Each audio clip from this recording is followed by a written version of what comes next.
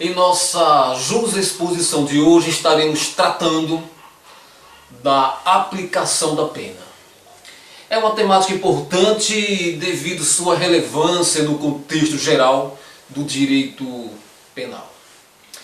Então, para que nós comecemos a compreensão da dinâmica da aplicação da pena, vamos imaginar um processo criminal que esteja em curso. Que mais precisamente esse processo criminal esteja chegando ao seu final. Esteja chegando naquele momento em que o juiz deve aplicar a pena ao réu que foi considerado culpado. O réu foi considerado responsável pela prática de um fato típico, antijurídico e culpável.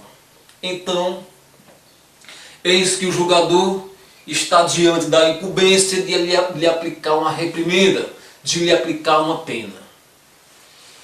E essa tarefa do juiz de aplicar a pena não é necessariamente simples. Seria simples se tivéssemos nos tipos penais incriminadores quantums determinados de pena. Por exemplo, se tivéssemos no delito de furto simples, pena 2 anos. Não, mas não há esse quantum determinado. O que existe na verdade é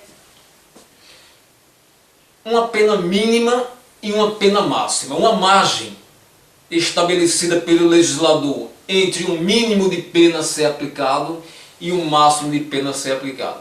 É aí nesta margem em que o juiz deve transitar. É dentro destes limites estabelecidos na lei que o juiz deve aplicar em um primeiro momento a pena base. Por exemplo, no crime de homicídio simples doloso, lá no artigo 121 no caput, pena de 6 anos a 20 anos. Então o legislador estabeleceu um mínimo de 6 anos e um máximo de 20 anos para se punir o réu condenado por crime de homicídio doloso simples. Mas este aplicar 6, ou aplicar 10, ou aplicar 12, ou aplicar 20, está nas mãos do juiz? Isso vai acontecer de acordo com seu livre-arbítrio? Não. Não, porque se assim fosse, estaríamos diante de uma violação ao princípio da isonomia, ao princípio da segurança jurídica, pois digamos que determinado juiz sempre aplicasse ao crime de homicídio simples uma pena de 18 anos. Um outro juiz sempre aplicaria 7 anos. E aí? Onde ficaria a segurança jurídica? Onde ficaria o princípio da isonomia? Para evitar esse problema, o legislador estabeleceu critérios a serem observados pelo julgador no momento de aplicar a pena. E esses critérios, essas diretrizes, esses parâmetros estão estabelecidos, digamos assim, para o nosso entendimento inicial no artigo 68 do Código Penal. No artigo 68 do Código Penal estaremos diante daquilo que a doutrina chama de sistema trifásico de aplicação da pena. Então, o legislador estabeleceu 3 fases distintas que devem ser observadas pelo juiz antes de aplicar uma pena definitiva ao réu. É o sistema trifásico do artigo 68 e nós vamos agora proceder à sua leitura para melhor compreensão. No Código Penal, artigo 68. A pena base será fixada atendendo-se ao critério do artigo 59 deste Código. Em seguida, serão consideradas as circunstâncias atenuantes e agravantes. Por último, as causas de aumento e de diminuição da pena. Então, vejam que aqui no caput do artigo 68, as 3 fases estão estampadas. Primeiro, a pena base será estabelecida de acordo com os critérios do artigo 59. Então, esses critérios, esses pressupostos do artigo 59, são aquilo que chamamos de circunstâncias judiciais. Analisando as circunstâncias judiciais, o juiz está obedecendo às prescrições da primeira fase de aplicação da pena e irá fixar a pena base. Vamos atentar bem para isso. É a partir da análise das circunstâncias judiciais presentes no artigo 59 que o juiz vai fixar a pena base. Esse fixar a pena base é apenas o primeiro momento, é a primeira fase de todo o processo de aplicação da pena.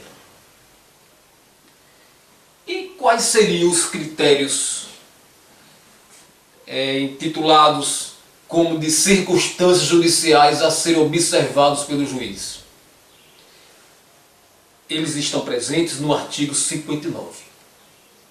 Ali tem uma série deles. O juiz observou, o juiz fixou a pena base, vai para a segunda fase. E a segunda fase implica em que o juiz analise, contemple e aplique as circunstâncias atenuantes e agravantes. As circunstâncias atenuantes e agravantes que constituem a segunda fase da aplicação da pena estão presentes nos artigos 61, 62 e 65 do Código Penal.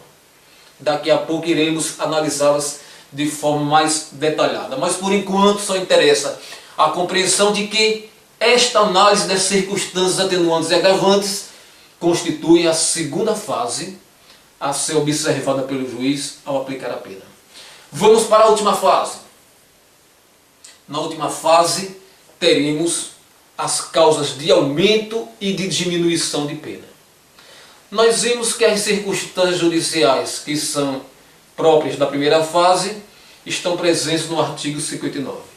Nós vimos que as circunstâncias atenuantes e agravantes estão presentes nos artigos 61, 62 e 65 do Código Penal.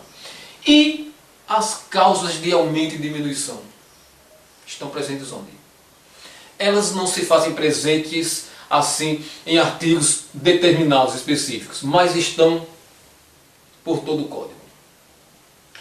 Nós vamos reconhecer quando estamos diante de causas de aumento e diminuição, quando este aumentar ou este diminuir da pena vier estabelecido em frações.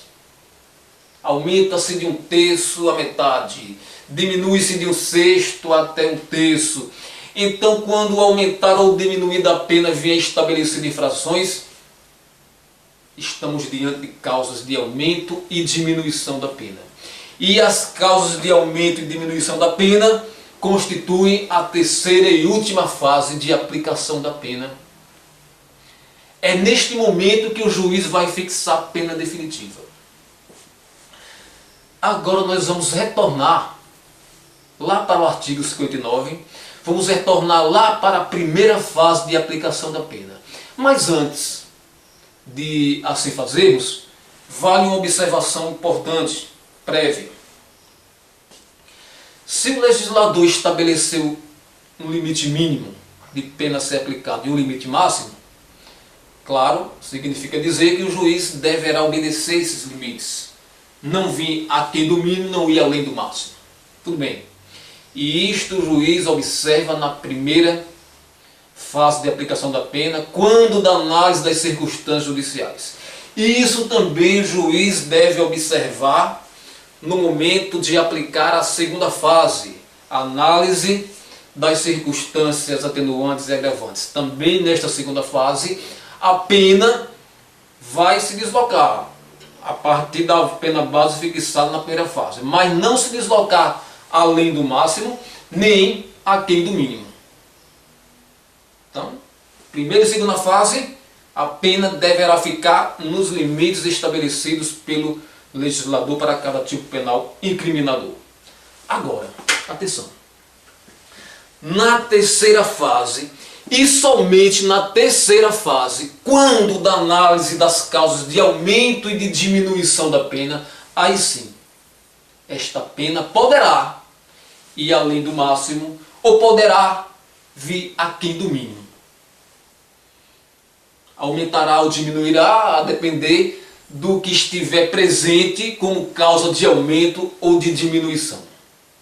Então, fizemos assim de forma bastante resumida esta exposição das três fases, as três fases componentes do chamado sistema trifásico de aplicação da pena, mas vamos retornar, vamos começar esmiuçando, começar uma melhor compreensão da primeira das fases, aquela da aplicação, da análise, da verificação das circunstâncias judiciais do caso concreto.